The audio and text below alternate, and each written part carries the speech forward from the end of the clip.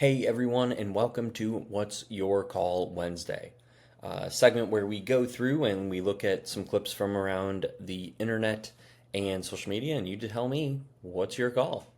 Today I have a little bit of a borderline, or I chose a borderline clip, and there's some elements that I pick up that I think are very close to a send off, and then I think there's some mitigations that will bring it down to a caution.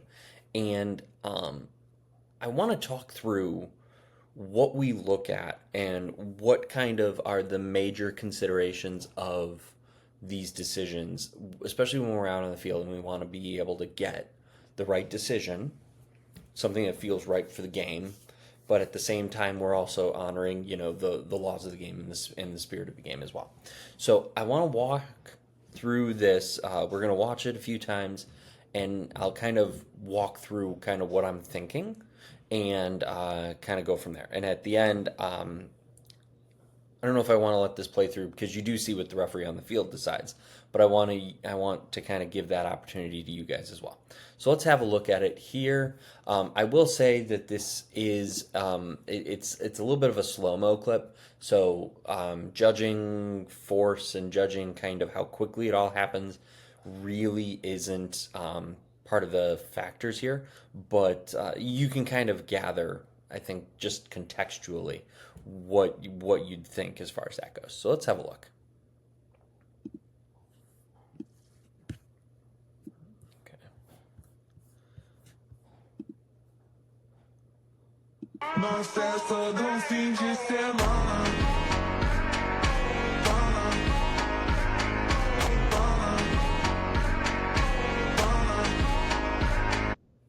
All right, let's bring it back one more time. Não cessa do fim de semana. Não cessa do fim de semana.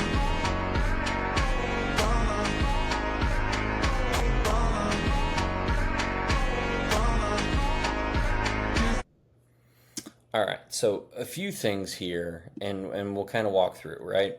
So we have an attacking player who just gets to the ball. We see this random foot flying out of frame here, and as you come through, you see that it's straight leg, cleats are out, that foot is flat. It's not a nice challenge. It's not the manner of the challenge just isn't very nice. However, as we come through here, does he even make contact? I think he does on the standing leg. It's kind of not even standing. He's kind of still in stride. And if it is, it's very slight. But it is with the cleats, and it is straight legged, and it's obviously late. You can kind of see where he's coming across the player, and where that ball is, because the attacker has come through and just touched that ball further away, right? So we're looking at this in a very I'm going to split hairs on this one just because I think there are so many factors that may influence one way or the other, right? So now we have it, we come through. Now he goes down, and you'll notice he's going to hold this knee, right? Now I think that has to do more with the fact that he's jumping to avoid that contact. And again, if there is any contact, right? It's for the sake of argument, you see that as the foot comes through, he sort of turns it, and it kind of, that's a weird way for it to just suddenly turn, right, without anything else. Now, there might be contact here where it's kind of the knee coming into the side of the boot, and then that's kind of what causes it to flip.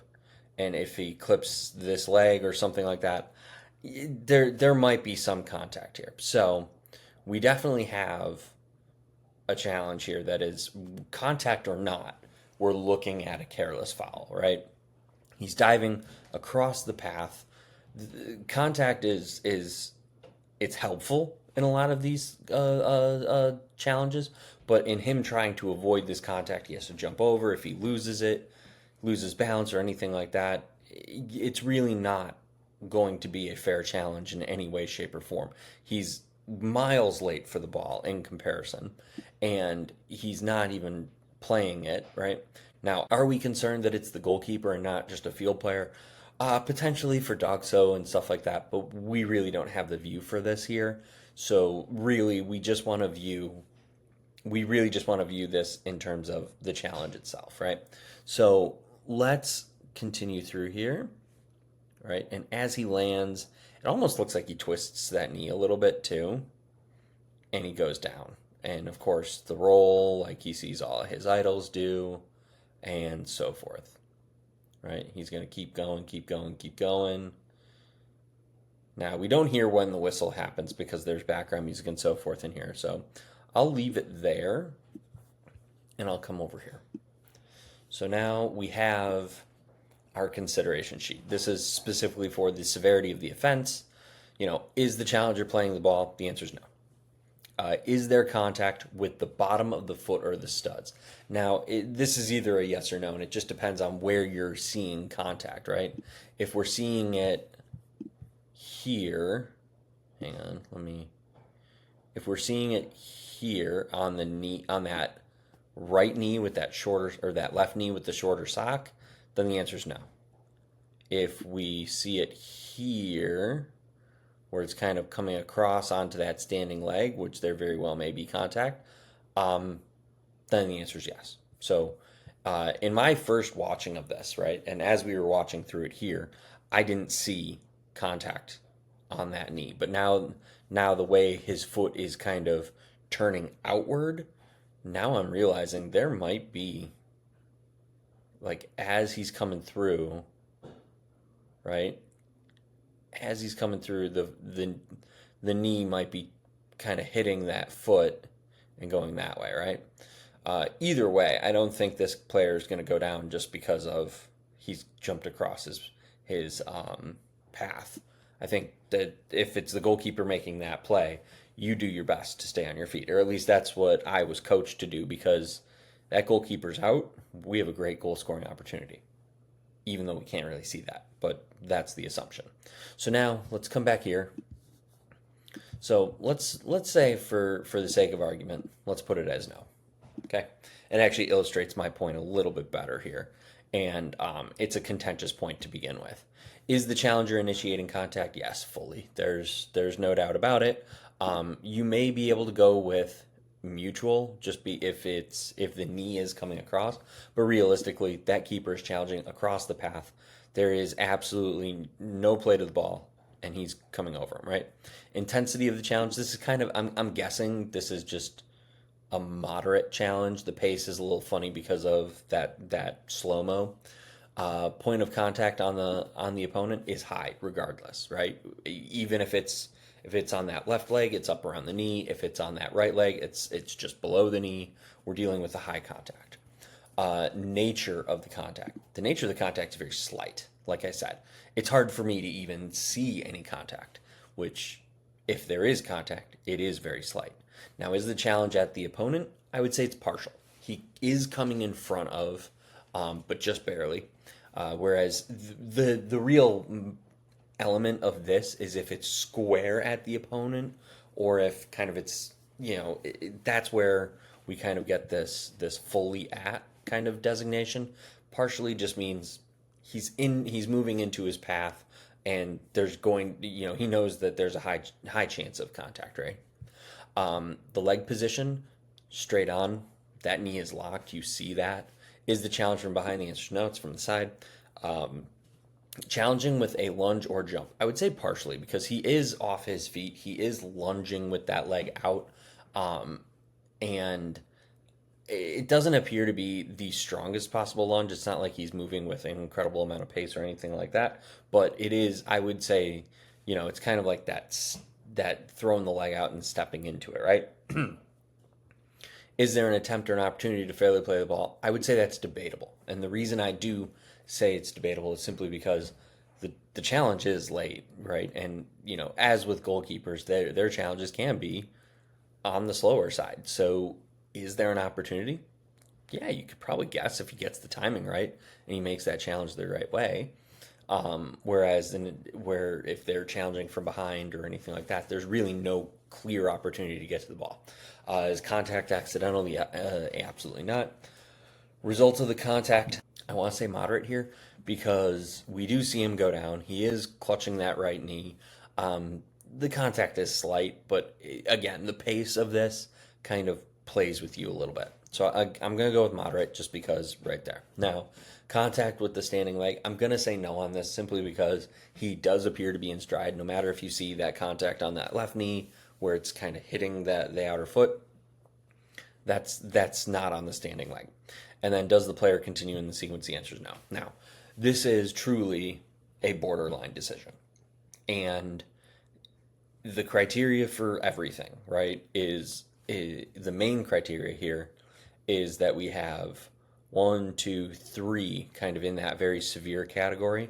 We have 1, 2 in that mitigating category.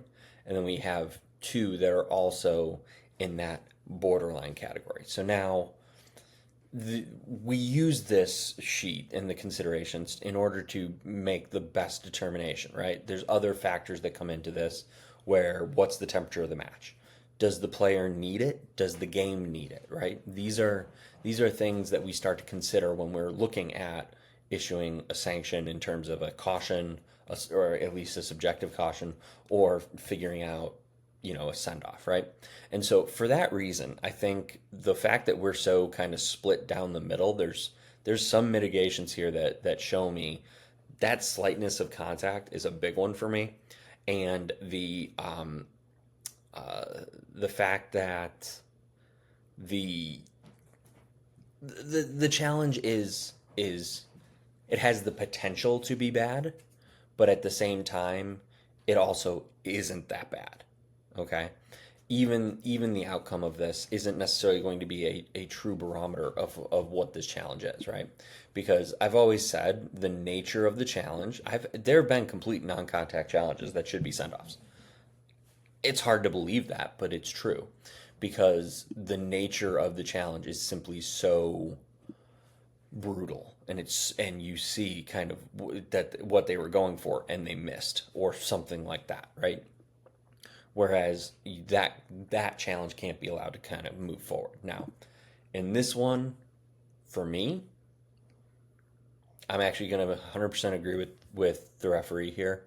Even though that challenge is coming in, it's high, that flat foot is out, that leg is locked, he's in front, and he's making ever so slight contact. I think that we really don't have enough to go to straight red by itself, unless this is something that this keeper has done before, or the team has kind of brought this upon themselves, right? So in this clip, I'll play it to the very end now, where you will see this referee comes in.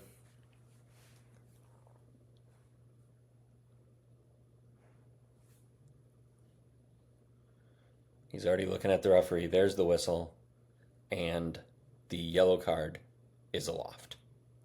Now, obviously, like I said, we don't have view to dog so criteria here. We just don't. So it could be serious foul play, or excuse me, it could be stopping a promising attack.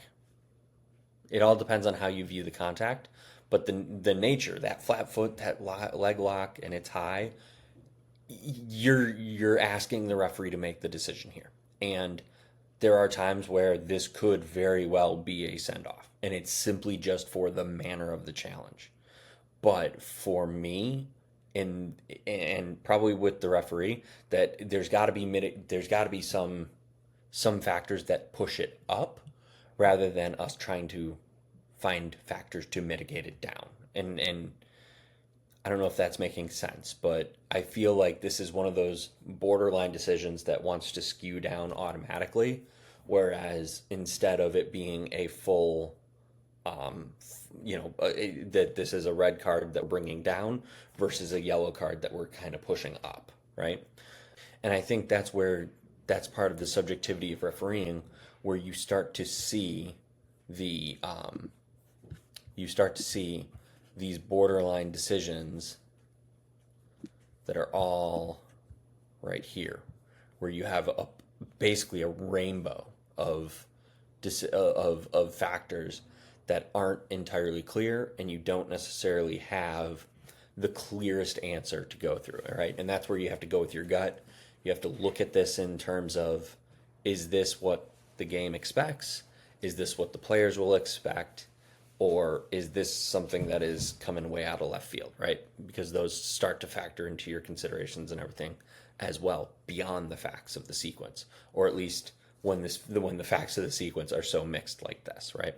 So I want to know what you guys think. Do you guys think that this is something that we should be looking at as a send-off, or do you agree with the referee here where we have a borderline decision that feels right at a caution? Let me know what you guys think. Let me know your considerations or any of your experiences when you have these borderline decisions, and let's learn together, because for me, it is all about the feel of the game. It is all about, your football understanding and reading the facts of the sequence, especially when they're so mixed like this. This becomes highly, highly different. And it can become a key match decision. And we want to be in the middle of the game, not necessarily changing what we're doing, but we want to be applying the laws and applying the spirit of the game, and letting the teams on the field determine the outcome of the match. Not where, we determine it because we have an undeserving send-off or something of that nature, right? So let me know what you guys think, and I look forward to seeing you guys for Infringement Friday. Have a good rest of your week.